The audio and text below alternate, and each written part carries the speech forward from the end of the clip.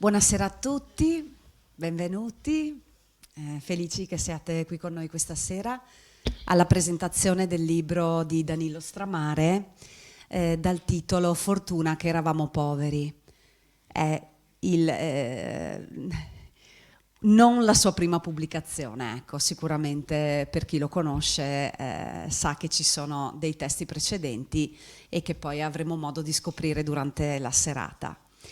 Prima di iniziare chiamo qui con me l'assessore alla cultura del Comune di Valdobbiadene, Ilaria Girotto. Buonasera, le lascio il microfono. Sì, ma faccio i saluti istituzionali, grazie. Porto i saluti all'amministrazione comunale perché il sindaco questa sera per gli impegni natalizi sono densi, quindi ci siamo sgranati. Io ringrazio voi, ringrazio il signor Stramare perché è un po' che ci giriamo intorno a questa presentazione del libro, quindi ci tenevo insomma che venisse qui perché insomma Valdobbiadene in loco mancava, quindi era bello dargli spazio, e anche perché io quello che sono rimasta ammirata, il signor ha un'energia da vendere che è bene che la sfruttiamo, ne prendiamo esempio, perché lui è venuto più e più volte e lui era convinto che questa presentazione lui la voleva fare, e poi mi ha raccontato, è confermato che fa il tedoforo quest'anno. Sì. Dopo ne parliamo, fa il tedoforo quest'anno, ha un'energia tale che io ho detto è giusto premiarlo ed è giusto che ne prendiamo esempio, e energia a 360 gradi, culturale, sportiva, quindi è una persona che io ci tenevo veramente fosse qui, quindi ringrazio tutti voi per la vostra presenza e buona presentazione. Grazie. Grazie mille. Sì, non mi dilungo molto a presentare Danilo perché il professor Turrin ne parlerà. Come ha detto l'assessore, sicuramente una persona che ha fatto tantissimo nella vita, è stato imprenditore, è stato sindaco anche di Segusino negli anni 70, ha scritto diversi libri, eccetera, eccetera, ma ripeto, ne parleremo dopo. Invece vado con piacere a presentare brevemente il professor Turrin Gabriele, che è stato insegnante di filosofia e psicologia all'Istituto Canossiano di Feltre. È stato anche insegnante di italiano e storia all'Istituto Ragioneria Colotti, e dall'82 è stato anche iscritto per ben 40 anni all'Ordine dei giornalisti pubblicisti e scrive sul settimanale L'Amico del Popolo di Belluno e anche sul Feltrino News da circa 3 anni. E tuttora continua a scrivere e presenta libri, presenta eventi, diciamo, quando gli viene richiesto. Ecco, quindi professore, le lascio la parola e ci parli un po' di questo libro. Intanto, buonasera a tutti. Ho scoperto che Danilo Stramare non è una novità per Valdobbiadene. Non me l'ha mai detto, l'ho scoperto stasera sentendo l'intervento dell'assessore Ilaria Girotto, quindi gioca anche in casa. Io ho avuto occasione di incontrarlo alcuni anni fa, ma dopo ve lo dico, quasi per caso, perché non sapevo nulla di lui. Ha una vita veramente intensa e invidiabile, perché io mi sono preso anche degli appunti. Se dovessi parlare soltanto di quello che ha combinato nei suoi 88 anni di vita, alla fine non ci sarebbe più tempo e spazio per parlare dei suoi libri. Si era diplomato all'Istituto Colotti, dove ho insegnato, ma naturalmente in età diverse, poi dirigente industriale, atleta, ed è una passione che continua ad avere, e di questo parleremo, sciatore, consigliere comunale, sindaco di Segusino, consigliere della comunità montana bellunese e poi socio dell'associazione industriale, socio presidente del Lions Club alpino, appassionato, insomma ne ha combinate di tutti i colori e ha una passione invidiabile che l'ha portato questa sera, dopo aver presentato questo libro a Segusino, e io l'ho presentato lo scorso anno al Museo Diocesano di Feltre, ma ci teneva molto a parlare perché una delle caratteristiche dei suoi libri, e vi assicuro che è stata una scoperta per me, è che parla in maniera semplice, schietta, lontano da ogni conformismo, questo sia chiaro, e soprattutto è legato al suo territorio e alla gente. Io mi sono letto, ho scritto i libri che ha scritto, Dolomiti, 10 percorsi, 1000 emozioni, nel 2010, Piccoli uomini, grandi guerre, 20 di libertà che mi hanno detto che l'ha presentato qui, Dolci montagne, ed ora Fortuna che eravamo poveri, che è stato presentato, scritto nell'ottobre 2023. Allora, se voi pensate, lui ha cominciato a scrivere, aveva 78 anni e quando me l'ha confessato ho detto ma prima cosa facevi? E ne ha fatte, vi ho detto, di tutti i colori. Poi evidentemente ha trovato qualche penna in mano, una memoria ferrea, incredibile, una memoria anche visiva, per cui lui conosce tutte le montagne, da qui a Cortina e forse anche al di là degli Alpi, questo non lo so, e sa scrivere. E per me è stata una sorpresa. Il fatto è che dal 2015 al 2023 lui ha scritto 3 libri, in tutto ne ha scritti, se non mi sbaglio, ne ha scritti 5. Quindi sa come usare il tempo, senza dimenticare le sue passioni e il suo amore per la gente, ecco, che è riuscito a rappresentare, a descrivere in maniera encomiabile. Guardate, io non ho nessun interesse e nessun legame con Danilo Stramare, l'ho conosciuto per caso e se vi posso anche dire come. A Feltre ogni anno si tiene il Palio e c'è il giorno prima delle gare, c'è la cena dei quartieri. Io parteggio per un quartiere, però di solito vado a cena dove si mangia meglio e mi sono trovato in Piazza Isola perché c'era uno spiedo fatto da artisti, proprio cuochi di Santa Lucia di Piave. Insomma, mi sono trovato lì. Mi avvicino a una persona e mi dice: guarda, dovrei presentarti un personaggio che ha scritto un libro. Io ho detto, guarda, siccome sono anche abbastanza diffidente perché in Italia non mancano scrittori e poeti, ecco, ma ce ne sono di tutti i generi. Io ho detto, guarda, preferisco avere prima le bozze e poi mi faccio vivo. Ho avuto le bozze, l'ho letto veramente con interesse, con passione e ho capito la stoffa di questo personaggio che non conoscevo, tanto è vero che questo libro, il secondo, Piccoli uomini, grandi guerre, capite di cosa parlava, è stato presentato a Villa Guarnieri, che fra l'altro Villa Guarnieri a Tomo, Gianni Guarnieri era un suo grande amico, un amico proprio fraterno, e anche lui tedoforo, quindi c'era una passione comune, e quella è stata la mia prima presentazione all'aperto nel giardino di questa villa. E poi ha cominciato naturalmente a scrivere altri libri e sempre quando li si legge c'è questa sorpresa perché parla di esperienze che altri scrittori a cui altri scrittori non hanno dedicato una riga.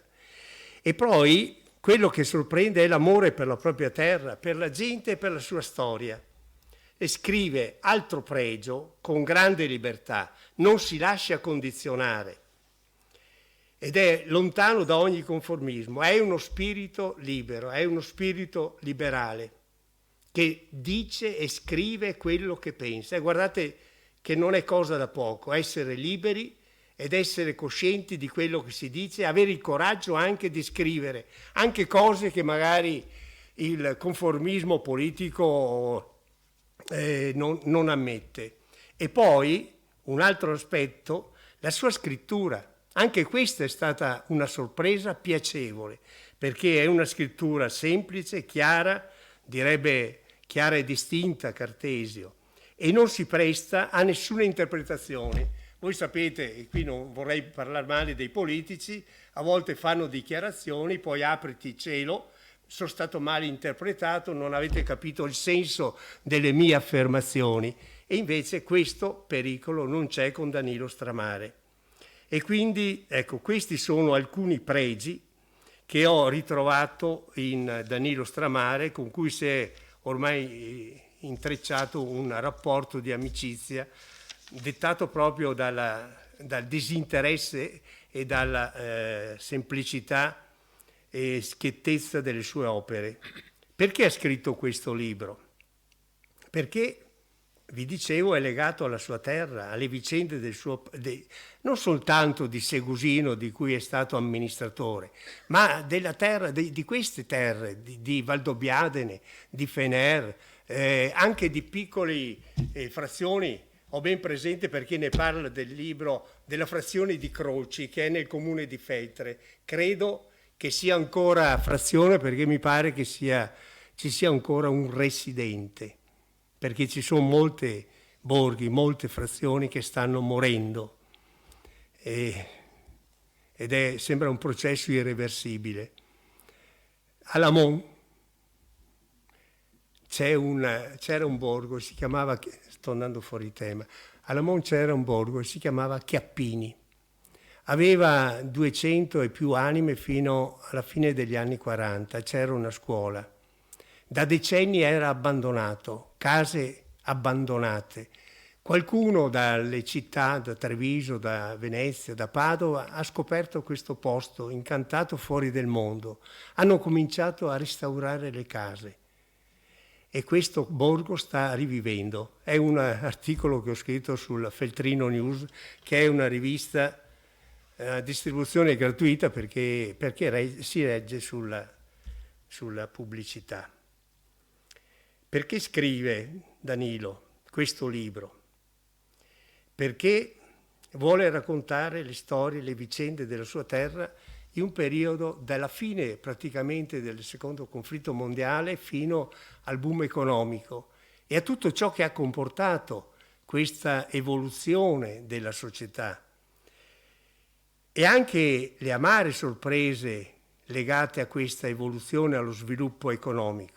Ad esempio i valori, gli ideali, le tradizioni, il senso di sacrificio, la solidarietà, tutti questi valori che erano tipici della società contadina sono quasi venuti meno. Sono venuti meno i valori che ci avevano, scrive, fatto diventare grandi, che ci avevano reso un esempio per tutto il mondo. Ora, questo libro ha 307 pagine ed c'è una parte storica di introduzione, perché ha anche la passione per la storia, anche al di fuori di quella locale. C'è una parte storica, una parte scritta in corsivo dedicata alla storia locale e poi, in carattere tipografico normale, la parte che più gli interessa, quella che più ama, dice perché questa parte, i sentimenti che tenevo nascosti nel limbo della mia memoria. È la parte più affascinante che ti tocca da vicino perché parla di qualcosa che è legato alla nostra esperienza. E lui scrive, è la parte del libro che amo maggiormente perché fotografa il periodo della mia giovinezza, i fatti da me descritti sono tutti veri o almeno tali sono per me. I protagonisti sono quasi tutti realmente esistiti. E questa è l'introduzione al libro. E poi, vi dico, sono tanti capitoli che si leggono senza difficoltà. Non è un romanzo che ha 400 pagine e ti lascia così, non si sa come va a finire. Sono capitoli a sé stanti e ognuno ha un suo significato, una storia. E il primo capitolo, non è che ve li leggo, il primo capitolo parla naturalmente, vi ho detto, fine della guerra, e sappiamo cosa ha significato la guerra negli ultimi anni, e qui parla proprio dei rastrellamenti sul Monte Grappa, quando la gente, soprattutto i contadini, le gente, anche persone non schierate né politicamente, che soffrivano la tragedia della guerra, venivano arrestate, processate, anche se non avevano commesso niente. E naturalmente c'erano anche i partigiani, e qui ricorda un gruppo partigiano capeggiato da Mauro, che è un personaggio poi ricorrente nella storia di questo libro, e fa riferimento anche a un episodio quando questi partigiani fuggono, cercano riparo, cercano anche una casera, una malga dove ricoverarsi. E guardate, un altro aspetto che caratterizza Danilo Stramare è la sua capacità di leggere i fatti. Sembra quasi che fosse sul posto, che fosse lì ad assistere alla fuga di questi personaggi. Lui conosce le montagne, non c'è segreto per lui, e l'ha scritto in diversi libri.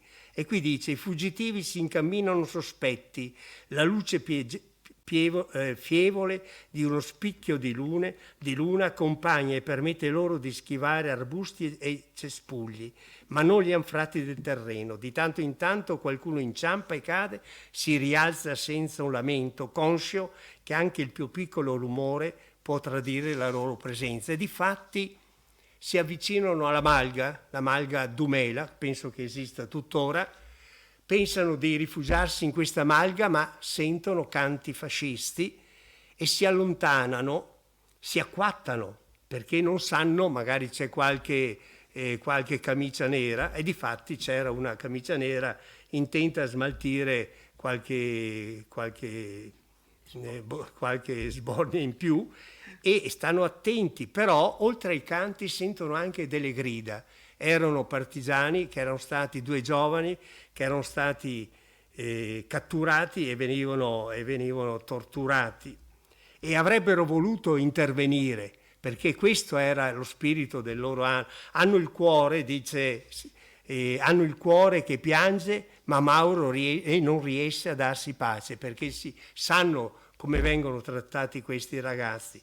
Però ad un certo momento ne incontrano due, anch'essi prigionieri, coi pantaloni corti, e questa volta prendono di sorpresa i fascisti e li fanno fuggire, e sono quasi euforici, esaltati per la fulminea azione della mattinata, e anche perché quando si accorgono che i tedeschi risalgono il Grappa si accorgono che vanno dalla parte sbagliata.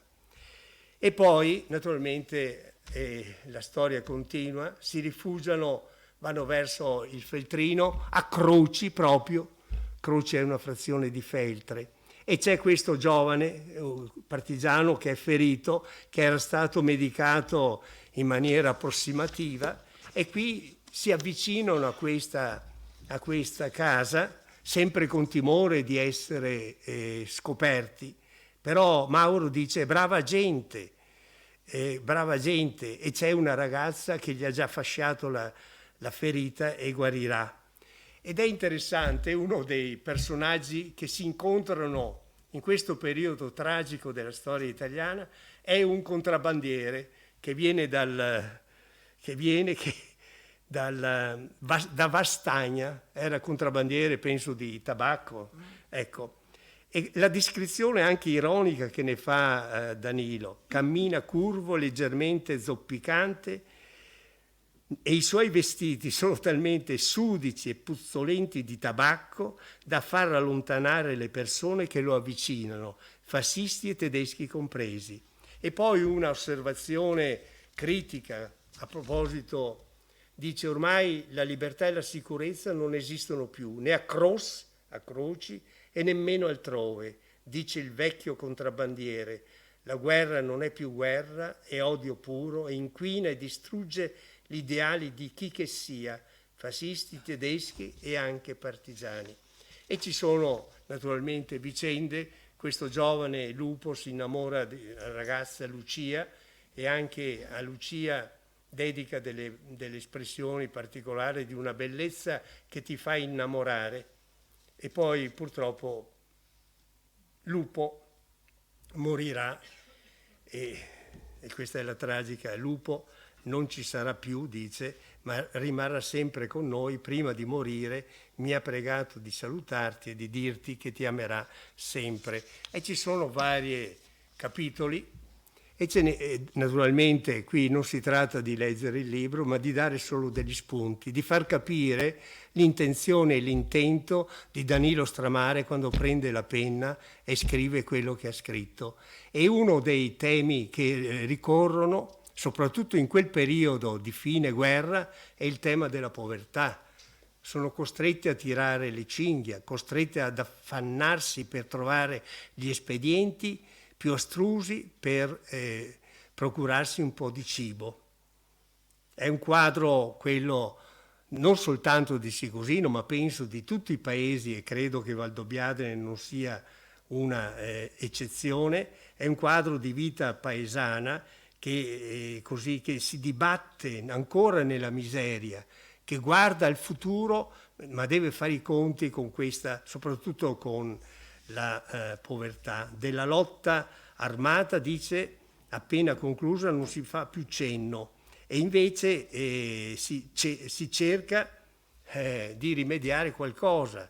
Uno dei personaggi, che è Maria e Nina Boschetta, dice: domani, Maria, andrò nei prati a raccattare radicelle, i radici di campo, ecco, per fare una deliziosa zuppa. Era questa la realtà della fame.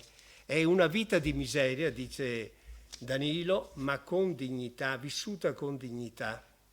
E poi, ecco, la ricerca, ad esempio, delle castagne. Riescono a sopravvivere con le verdure del proprio orto, con l'uovo di qualche gallina, e a fine ottobre a raccattare castagne selvatiche. Credo che l'abbia detto le mattarelle, non so se sono le castagne selvatiche, quelle che neppure i contadini raccolgono. Vita agra, ecco, non si moriva di fame, ma si tirava la cinghia. I più fortunati erano ancora i contadini, i poderi più fertili erano di proprietà dei soliti ben pensanti, e la gente viveva così di espedienti. Alcuni addirittura salivano sui monti a falciare, anche laddove si rischiava la vita, ma era così allora. C'è un quadro di una vita che uno del nostro tempo neppure si immagina, ma falciavano sui pendii dei monti. Perché? Perché era per trovare un sostentamento per gli animali. Nei pendii più scorsesi a raccogliere legna sui dirupi più pericolosi. Non sanno e non vogliono mendicare, perché anche nella povertà mantengono la dignità, hanno il senso della dignità. Però accanto alla miseria, accanto alla fame, ci sono anche qualche segno di cambiamento, ecco, e di cui parla, e qualche segno di industrializzazione, i primi segnali di una svolta anche economica che arriverà tardi dalle nostre parti. E questo risveglio si sente anche nella vita religiosa, a cui dedica delle pagine interessanti e spiritose. Ad esempio parla della predica del parroco Don Giustin era il parroco, e dice: lui rivela, si piega, raccomanda, e i suoi toni sono sempre fermi e persuasivi. Don Giustino è maestro in tutto questo, dice e non dice, urla e accarezza, sostiene e impone, è un campione di equilibrio morale e civile. E poi, ecco, altre cose di cui parla, proprio perché ha ben presente la vita, forse credo l'abbia anche vissuta in prima persona, visto l'età che ha, 88 anni, e poi ad esempio a questa vita, a questa Santa Messa partecipa, ad esempio c'era a Segusino una famiglia molto amata e anche temuta, era quella dei famiglia di Vasser, la famiglia Zugliani, che aveva la cartiera, se non mi sbaglio, e dedica alcune righe al figlio Giannino, che finita la funzione, dice: finita la messa, Giannino può sfogarsi, risale sul puro sangue e via al galoppo lungo la strada per Segusino. Sono 2 chilometri di fuga spavalda. All'inizio del paese rallenta, a passo lento si dirige verso la piazza. È bellissimo, state attenti anche alla descrizione, sembra proprio di averla di fronte. È bellissimo, con i pantaloni attillati alla cavallerizza, gli stivali marrone, lucidissima, e la camicia di fustagno di colore celeste. La sciarpa sventola ed è di un azzurro leggermente più scuro. Tutti lo guardano estasiati, specialmente le ragazze. Lui non si gira, non saluta, guarda in avanti quasi assopito e annoiato. Ma a questo proposito credo che siano molto interessanti anche le pagine che lui dedica al mercato di Valdobbiadene, perché rispetto a Segusino, rispetto a Fener, rispetto ad Alano, rispetto ad altri centri, Valdobbiadene era un centro di attrazione, perché c'era quello che non c'era in altri paesi, e ci sono alcune pagine proprio dedicate al mercato che avvicina la gente e offre opportunità che altrove non ci sono. E qui a proposito di Valdobbiadene dice c'è una scelta più ampia rispetto a Segusini. Era il mercato del lunedì, non so se si tiene ancora il lunedì, ma era veramente un punto, perché ci sono bancherelle di ogni bene, sempre affollate, e naturalmente non può mancare il vino e anche l'osteria, il piatto di trippe, l'osteria vapore, ricorda, la trattoria della Marianna. E la trattoria della Marianna me la ricordo anch'io, adesso non so se esiste più o non esiste. Ed era un segno di vitalità, come era un segno di vitalità i carri mascherati. Guardate che all'inizio sembrava, li guardavano quasi come fosse un'offesa alla religione, perché rompeva certe tradizioni, invece ebbero un grande successo. Tanto è vero, ve lo dico io che sono di Feltre, i carri mascherati di Valdobbiadene venivano a Feltre, e a Feltre c'era l'Arco di Santa Chiara. Chi scende dalla stazione e si dirige verso il centro dove c'è l'hotel Doriguzzi, lì c'era l'Arco di Santa Chiara, perché lì vicino c'era un convento di Santa Chiara, risale alla fine del 1200 e poi fu abbattuto nell'800 e fatto il seminario. Ma c'era l'arco, e sapete perché l'hanno abbattuto alla fine degli anni 50? Amministratori non provveduti, non appassionati alla storia locale, perché dovevano passare i carri mascherati di Valdobbiadene. E qui mi taccio perché Monica, altrimenti... Sì, non mi sono presentata prima, sono Monica Stella e faccio teatro da tanti anni. Ho conosciuto Danilo in quei di Cison di Valmarino, parecchi anni fa ormai, e lo aiuto nelle presentazioni dei suoi libri, quindi adesso vado a leggervi qualche estratto. Ecco, sono spezzoni, quindi non è tutto dalle stesse pagine, ecco, che riguarda quello che il professor Turrin ha spiegato fino ad ora. Danilo, prego. Alla fine della seconda guerra mondiale si avvertì un'aria nuova nei nostri paesi. Seppur lentamente le paure cominciarono a svanire e le nefandezze del nazifascismo cose da dimenticare.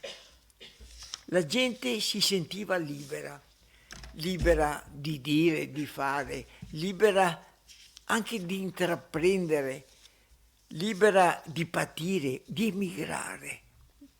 Difatti tantissimi emigrarono all'estero, però era libera.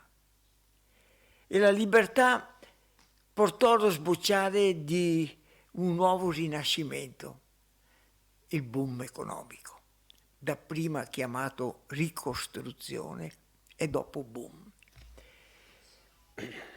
Questo boom raggiunse dei traguardi indicibili, impensabili per chi conosceva la vita sociale di allora.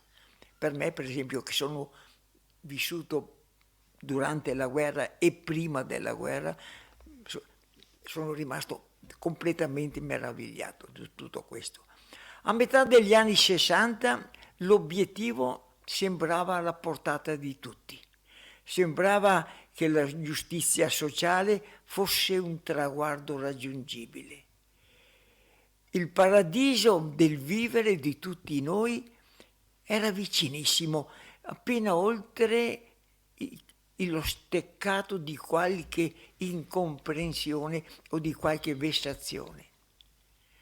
Verso la fine degli anni 60, invece, la crisi degli ideali cominciò a farsi notare e l'incapacità di proteggerci da ladri, da avventurieri, da personaggi senza scrupoli, qualche volta anche da politici incapaci, fece iniziare un periodo di crisi e vennero meno i valori che ci avevano fatti grandi. Un esempio per il mondo intero. Una vicenda d'amore che il professore ha appena accennato segue tutto questo svolgersi di fatti e di racconti e accompagnerà questa storia. Sono lampi di memorie che questa sera con Monica e con Gabriele cercheremo di illustrare a tutti voi. Autunno 1944. I partigiani sono diventati numerosi. Lungo tutto l'arco alpino i loro battaglioni attaccano, con improvvise azioni di guerriglia, le comunicazioni e le basi logistiche germaniche, nonché persone ancora fedeli alle idee fasciste. La reazione dei tedeschi è veemente e nell'ottobre del 44 travolge i gruppi partigiani del Monte Grappa e del Cansiglio. Gli antagonisti sono costretti a battersi, nonostante i loro armamenti siano insufficienti. Purtroppo molti cadono in battaglia, altri sono presi e impiccati e solo pochi trovano scampo con la fuga. Il gruppo di Mauro riesce, nottetempo, ad allontanarsi dal Grappa e a nascondersi tra le crode del versante est del Monte Tomatico. Li accoglie un prato falciato da poco e un mucchio di fieno che profuma di montagna. Alzano il viso verso il cielo. Il sole non è ancora sorto, ma i raggi spuntano sopra il Monte Zogo e sembrano di fuoco. Poco distante, laggiù, una casa minuscola e bianca sembra addormentata tra i fiori e il verde dei frassini. Un vecchio attraversa il cortile con in mano un secchio d'alluminio, entra nella stalla e ne esce dopo una decina di minuti con qualche litro di latte. Pian piano il nuovo giorno si sveglia, si rianima di suoni, di rumori, del canto del gallo e del vocio degli abitanti. Una ragazza bionda e bellissima attraversa il cortile, quasi correndo, per dirigersi al pollaio. Ritorna tenendo tra le mani una mezza dozzina di uova. Una nube oscura finalmente il cielo. Ecco, via! Ordina Mauro. Risalite il pendio senza far rumore e aspettatemi là, al solito abete. Mentre i compagni si allontanano, lui, sorreggendo Lupo gravemente ferito, s'avvicina alla fattoria di Lucia. Durante l'inverno i partigiani si riorganizzano e nella primavera del 45 riprendono possesso delle loro montagne. Finalmente, verso fine aprile, gli americani sfondano la linea gotica. Per i tedeschi è una rotta spaventosa. A distanza di pochi giorni, ormai incalzati dagli alleati e dalle divisioni partigiane, chiedono la resa. Sono giorni di disperazione, ma anche di esaltazione. Il miraggio di un mondo nuovo e la speranza di un futuro di libertà conquistano le menti. L'agosto del 45 era stato un mese molto piovoso. I borghi delle Prealpi sembrano sopiti, quasi privi di vita, e di sera le strade e le osterie sono deserte. Gli unici luoghi di aggregazione rimangono i filò. Ma le chiacchierate di un tempo sono diventate mugolii, lamentele, preoccupazioni per l'inverno incipiente. Al mercato le granaglie vanno a ruba e i prezzi sono saliti ancora. Per i più poveri sarà impossibile acquistare farina da polenta, dice Nani Ceconet. Anche la produzione di latticini è calata, gli fa eco Stephen Fasol. Il numero dei bovini è diminuito di molto a causa dell'afta, ma anche per le razzie di qualche gruppo partigiano. La Beta ha una figlia che aveva collaborato col movimento antagonista e non è assolutamente d'accordo con queste illazioni. È molto legata ai partigiani e si ribella quando qualcuno tenta di incolparli di nefandezze. E allora, perché non chiedete aiuto ai ricchi? Hanno ancora i fez nascosti nell'armadio, ma non danno nulla per nulla se non riesci a restituire il denaro alle scadenze stabilite. Ti portano via casa e orto. Quelli che mi fanno schifo sono gli arricchiti dalla guerra, i ladri, gli usurai e anche qualche partigiano, risponde invece la Nina, altrettanto indispettita. I migliori, come Amedeo e Tony, sono morti, ma dicono che altri, anche là, sì, là, a Valdobbiadene, quegli altri abbiano ammucchiato talmente tanto denaro, togliendolo ai tedeschi, da riempirne una stanza intera. L'occhiata truce della figlia Maria la fa zittire. Allora la Nina alza le spalle in segno di resa e si mette a rammendare un paio di calzini.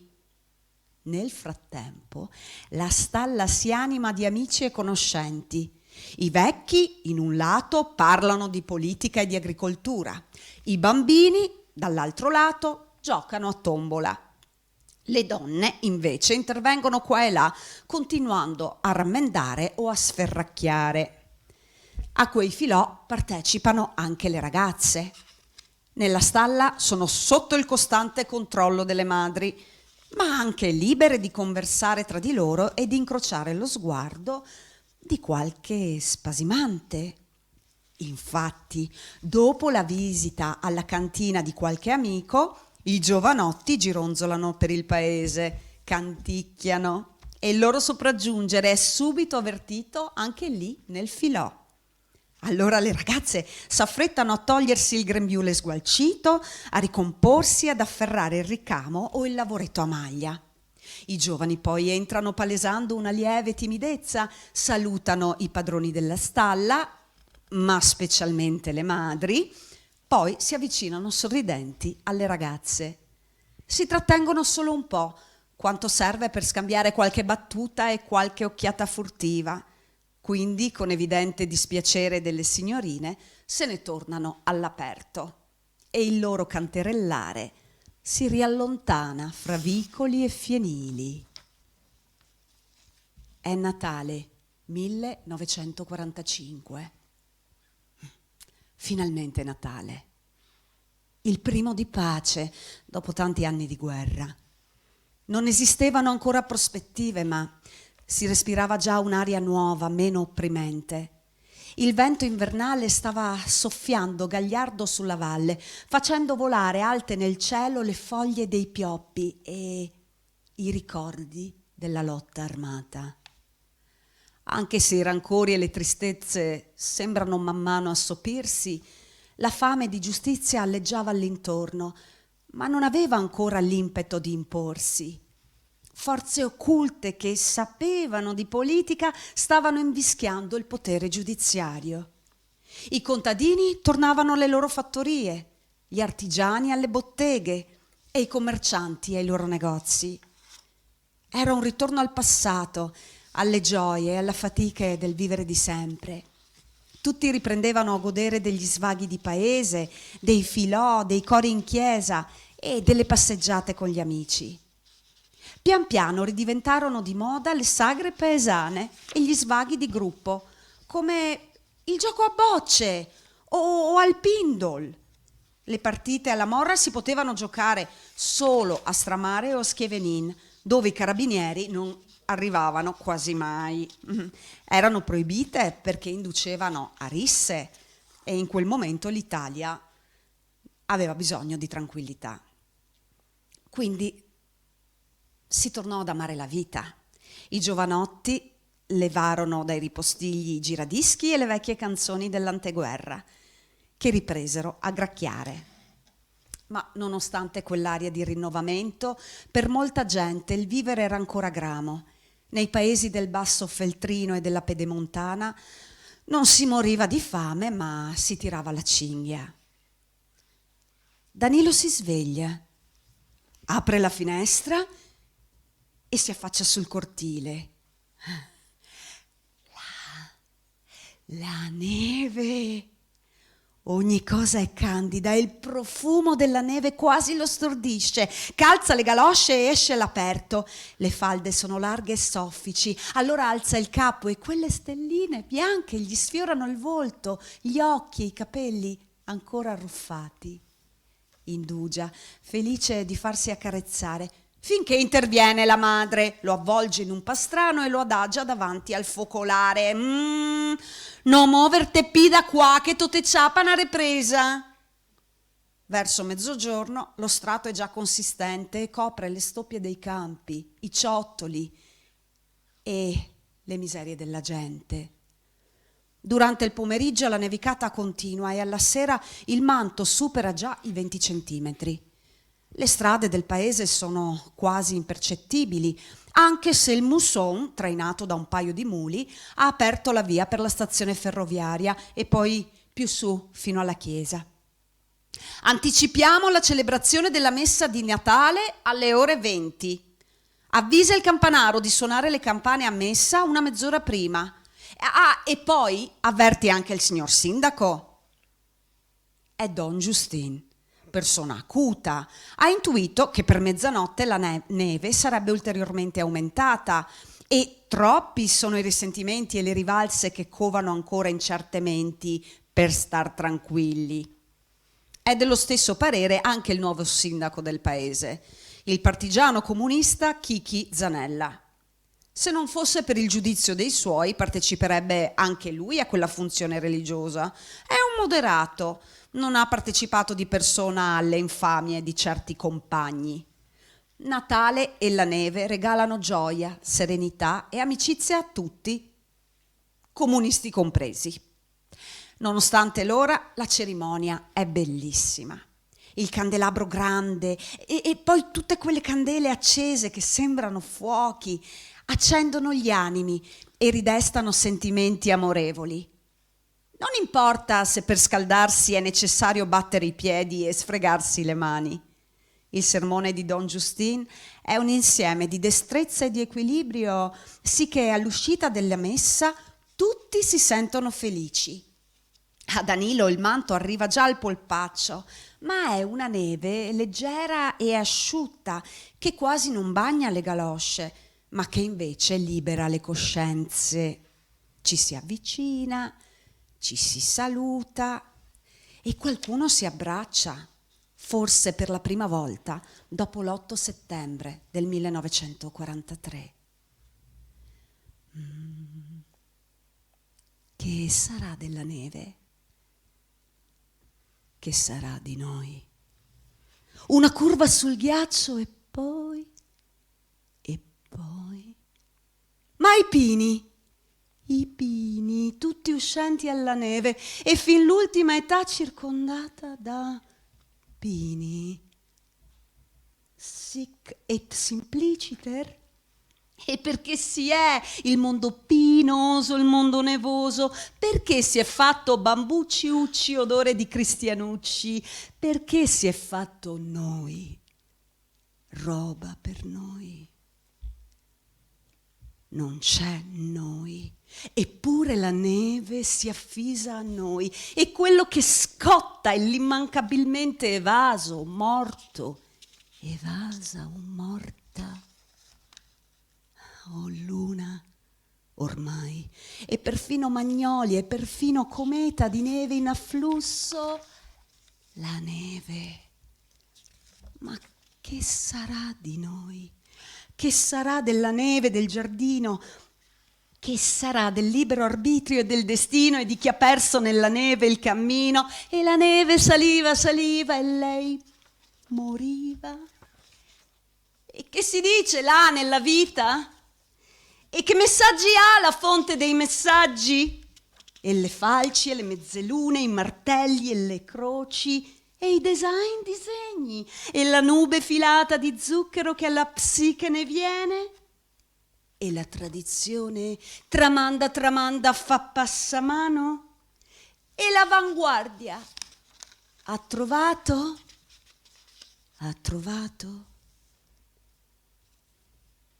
Grazie.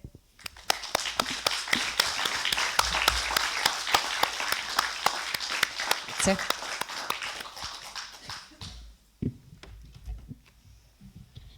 Ho chiuso con un piccolo estratto di Zanzotto, non so se l'avete riconosciuto. Ecco, dopo aver sentito quello che scrive direttamente Danilo Stramare, sembra che ogni commento e ogni altro intervento sia inutile.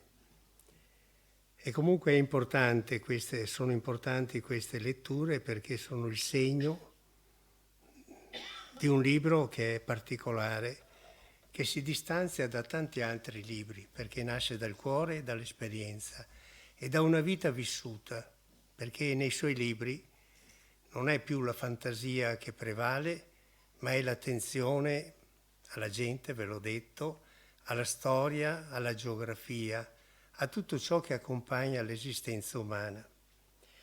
E quando scrive non manca di ironia. E quando parla, ad esempio, del mercato di Valdobbiadene, dove affluiscono le persone da ogni altro paese vicino, succedono di tutti i colori. E quando vedono queste persone che vengono dai paesi vicini come Segusino, qualcuno cerca di imbrogliarli. E c'è un episodio che racconta: senti Vecchio, volete comprare il campanile? Te vende il campanile? Io ho visto c'è un bellissimo campanile, però questa gente semplice che va al mercato di Valdobbiadene non è stupida. E allora gli risponde: guarda, se tu me lo porti nel mio campo, dopo ci mettiamo d'accordo. Era la semplicità, la schiettezza e il buon senso della gente di campagna. E nella città, io vi parlo anche di Feltre, la città di Feltre era un punto di riferimento, è una città vera con le mura antiche, il castello, i semafori, il listone, molto frequentato, era frequentato anche dagli studenti del Colotti, oltre a degli insegnanti. Adesso è un deserto che fa sofferenza vederlo. Però dice, a proposito, anche lì si avvertono i segni di questo cambiamento, di questo sviluppo, ci sono negozi più brillanti rispetto ad altri. Però state attenti a quello che dice. La realtà è che molti feltrini hanno perso la vivacità di un tempo e fa riferimento agli anni 60. Adesso chissà cosa scriverebbe Danilo Stramare. Ricchi e ben pensanti continuano a vivere nei loro palazzi e nelle ville di collina, dove sono alle prese con il costante dilemma di come passare il tempo. Ecco la preoccupazione di questi personaggi, di questi signorotti che vivono al di fuori del mondo, della realtà, chiusi in se stessi. La preoccupazione è come facciamo a passare il tempo. Però non tutto è così nella realtà e ci sono delle pagine veramente interessanti ad esempio sulla birreria Pedavena, che è un punto di riferimento. Lo è stato nel passato e lo è anche nel presente. Vi posso dire che fino a qualche decennio fa, Feltre era conosciuta per due cose. Era conosciuta per il manicomio. Non è che tutti i feltrini fossero in manicomio, perché ce n'erano circa 1500, venivano da tutta la provincia e anche da fuori provincia. Comunque Feltre era conosciuta per il manicomio e la birreria Pedavena. La birreria Pedavena, ecco, dove affluivano gente da tutti i borghi vicini, dai paesi vicini, e alcuni si facevano notare. Io non vi leggo soltanto quelli che che si segnalavano rispetto agli altri erano gli abitanti di Lamon. E vi dico cosa scrive. Scendono dall'altopiano vestiti con pantaloni di velluto, giubbotti di lana grezza e cappello senza falde, ma decorato con la consueta piuma di forcello. Sembra quasi impossibile, ma si portano sempre appresso un lieve effluvio di pecora. Quando conversano tra loro utilizzano un dialetto strano, non lo si capisce. Parlano perfettamente il dialetto bellunese e sarebbero irriconoscibili se non fosse per l'abbigliamento e per quei profumi. Guardate, hanno un dialetto particolare, che è diverso dal dialetto feltrino, dal dialetto qui locale, tanto è vero che quando utilizzano il loro dialetto è difficile comprenderli. Come è difficile comprendere quelli che, ad esempio, a pochi chilometri da Lamon, ad Arina, usano un altro dialetto, ancora più incomprensibile, e c'è chi li ha anche studiati. Ma questa sera, siccome non manca di ironia, ed è anche questa parte interessante che coinvolge il lettore e ti fa apprezzare quello che Danilo scrive, parla della sagra, io non so i tempi, che forse li abbiamo anche sforati, la sagra degli Amovi a Fener. È fine giugno. Pensate, scrive che Fener, che tutti voi sapete dove, ogni via è asfaltata. Era già un segno di, mannaggia, non le strade concimate di Segusino dove arriva Zancaner, il capitano dei carabinieri, e vede in che condizioni è. Qui la strada è asfaltata, in quel borgo si respira un profumo diverso, fatto di civiltà, di vetture lussuose, di vestiti eleganti. Guardate, queste cose colpiscono l'attenzione di Danilo. È quasi d'obbligo una sosta alla vicina stazione ferroviaria, che adesso è un luogo malfamato, se non altro per mostrare ai bambini l'arrivo e la partenza dei treni. Ecco cosa colpiva l'attenzione nel dopoguerra, nel momento della rinascita. E qui c'è un episodio che devo leggere perché è veramente interessante e simpatico, che alla messa assistono anche Barca e Cosmo di Segusino. Sono due contadini, dice, non sono mal vestiti e trasandati come al solito perché vanno a messa, indossano i pantaloni e la camicia della domenica e se non fosse per le gneche, cioè i zoccoli di legno, leggermente sporche di letame, i due fratelli sembrerebbero persone distinte. Però c'è un episodio che racconta con una grande ironia e sapienza nel capire i sentimenti di questi personaggi. Alla comunione il parroco, Don Angelo, lievita, nonostante abbiano la bocca semiaperta e le mani a croce sul petto. Odono soltanto un invito perentorio, dopo la messa, vespete in canonica. Quella mattina, nel tagliarlo a pezzetti per la prima rosolada, la Perpetua aveva scoperto che quello non era un capretto, ma un cane. Il parroco li accoglie in ufficio, è furibondo per una figuraccia.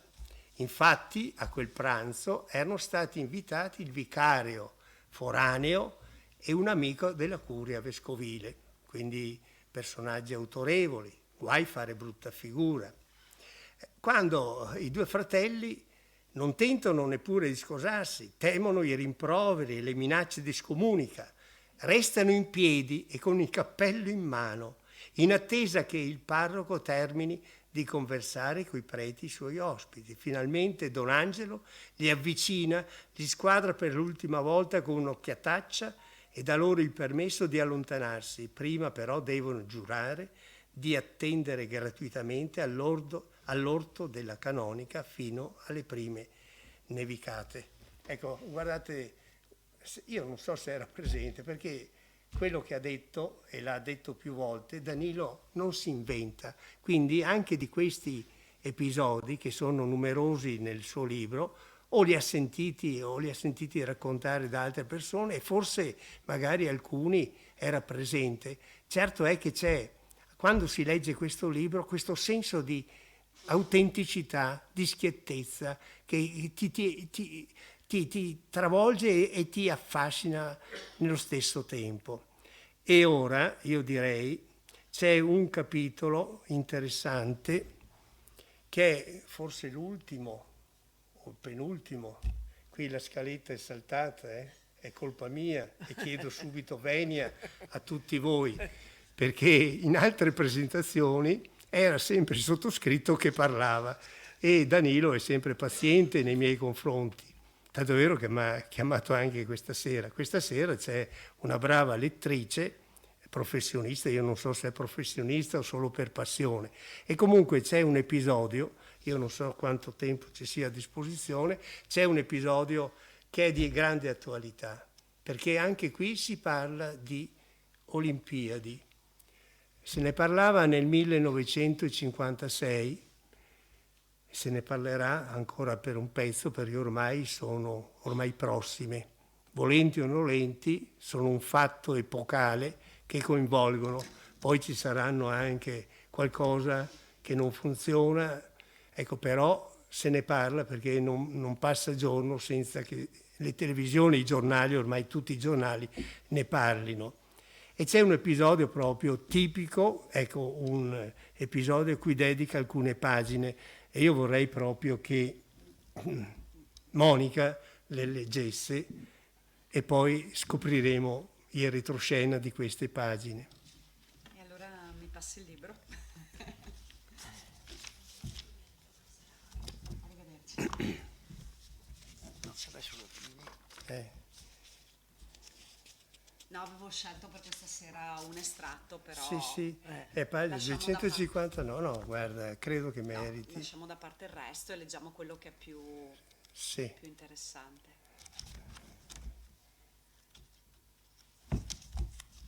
Grazie. Guarda. Il fuoco olimpico 1956. Anche se i pallidi raggi del sole di gennaio tentano di intiepidire facendo breccia tra le nebbie, a Feltre il freddo è veramente intenso. La neve copre strade e viottoli, solo il centro città è ripulito e imbandierato per essere accogliente e ospitare degnamente il passaggio dei tedofori diretti a Cortina. Ma a quell'ora del mattino la gente cammina frettolosa, nemmeno si accorge dell'atmosfera di festa. Ha fretta di recarsi al lavoro, ma anche di sfuggire alle folate rigide che prima del sorgere del sole spazzano le vie e sembrano maritarsi con la solita nebbiolina ghiacciata.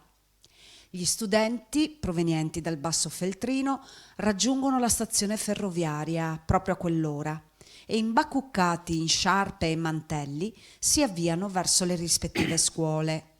Loro non temono il gelo, sono giovani, allegri e proprio quel giorno anche un tantino chiassosi, perché le lezioni termineranno qualche ora in anticipo per consentire a tutti gli istituti della città di raggiungere Lago Castaldi e applaudire i tedofori.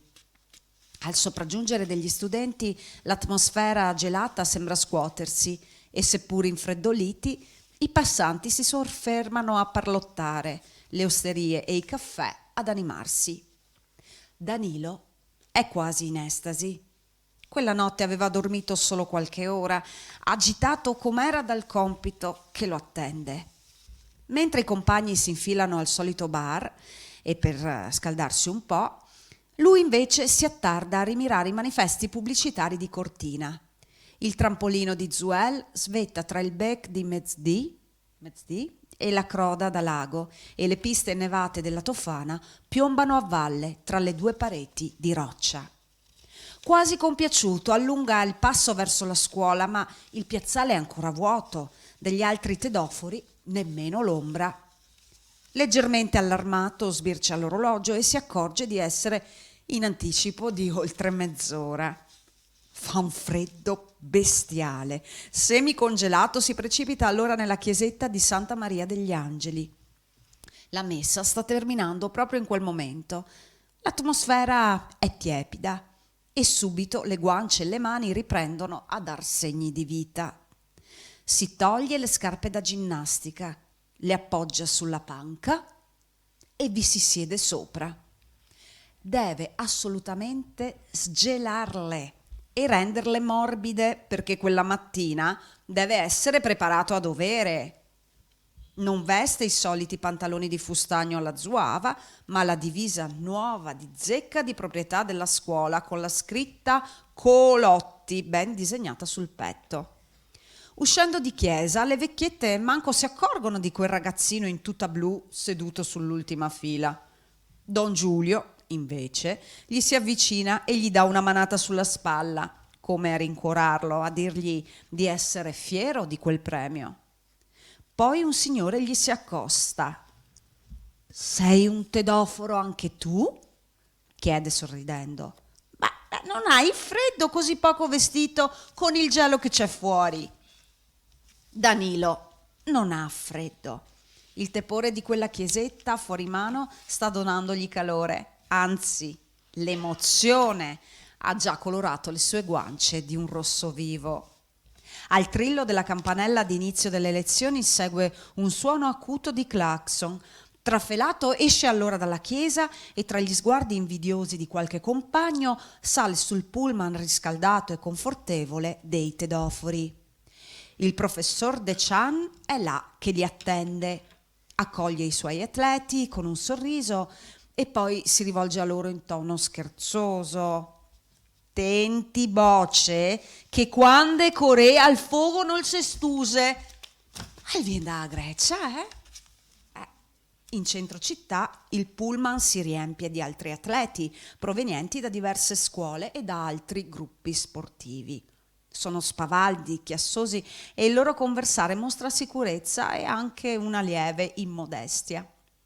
Danilo invece si rifugia sui sedili del fondo e, ascoltando in silenzio quelle risa infervorate, quasi non si capacita di essere stato prescelto anche lui per la staffetta olimpica. Lui e quei campioni possenti e disinvolti, i migliori delle scuole e delle associazioni sportive di tutta la provincia. Finalmente la corriera si allontana lungo la valle del Piave. Si arresta di chilometro in chilometro e il professore consegna al giovane di turno la fiaccola e lo invita a scendere. Alla chiusa la neve e la brina hanno imbiancato ogni cosa. I raggi del sole tentano di far capolino da sopra il monte, ma paiono anche loro di ghiaccio, come i prati, gli alberi, le case dei contadini. Fortunatamente il prescelto per quel tratto di strada è un lanciatore di peso e la sua tuta è gonfia di muscoli possenti, ma anche di alcuni maglioni di lana. Un berretto peloso gli copre il capo fin sotto le orecchie, tanto da farlo sembrare tipo un uomo delle nevi. Scende di corriera tra urla e sfottò e si perde in quella immensità candida e desolata. A Danilo tocca un tratto di strada più a valle, quasi ai confini con la provincia di Treviso. Scendendo dal pullman non si capacita che tante persone siano già ammassate lì al lato della strada. Qualcuno batte le mani, ma molti si meravigliano che quel ragazzino smilzo e insignificante sia un atleta. Poi un conoscente lo chiama per nome. Bravo Danilo, sei il più veloce di tutti, nascheggia! Allora i battiti di mano si moltiplicano fino a farlo leggermente arrossire. Danilo è solo un discreto saltatore in lungo, un campioncino abbastanza veloce, ma dopo quell'applauso si sente anche lui un fuoriclasse. La fiaccola olimpica, portata con disinvoltura da Gianni, giunge all'incontro con Danilo con puntualità perfetta. Durante il passaggio del fuoco, un lieve pallore del volto evidenzia la commozione di entrambi. Danilo riparte velocissimo, come se dovesse giungere a Cortina da solo e quindi continuare a correre fino in capo al mondo. E tanto è il suo entusiasmo che allorché dalla moto del seguito gli fanno cenno di rallentare per rispettare la tabella di marcia. Quasi dissente lui e ha un istintivo moto di stizza. Alla fine della sua frazione sale sulla corriera ed è accolto dagli altri tedofori con grida e canti goliardici. Gianni Guarnieri, lo chiama affinché si sieda sul sedile accanto. Gli porge la mano e rimangono per un attimo a guardarsi negli occhi, come a cementare un'amicizia che durerà una vita intera. Grazie. Questo Danilo era Danilo Stramare, che correva come se dovesse arrivare a Cortina. Un'esperienza del 56, a distanza di 70 anni, forse questa esperienza la ripeterà. Non correrà più verso Cortina, ma sempre con la passione che ha avuto, che aveva 18 anni, quella che poi non solo ha vissuto, ma ha saputo scrivere, come l'ha letto adesso Monica. Ecco la valenza di Danilo Stramare, di questo personaggio che io non conoscevo e che sono contento di aver conosciuto dopo aver letto i suoi libri, perché questi libri, tutti i suoi libri, credo l'unico di non aver letto il primo, quello sulle montagne, in cui sono perfettamente ignorante, ma tutti gli altri hanno questo sapore di umanità, di attenzione verso la gente e verso il suo territorio che li rende unici. E questo è il motivo per cui mi ha sempre permesso di presentare alcuni libri e mi ha consentito questa sera di essere qui insieme a voi. Grazie.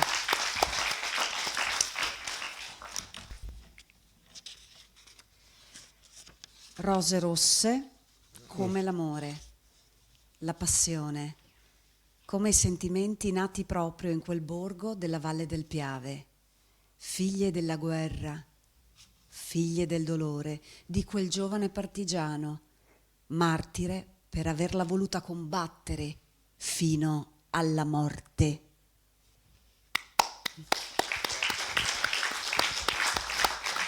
Leggi l'ultima frase, che così. Fortuna che eravamo poveri.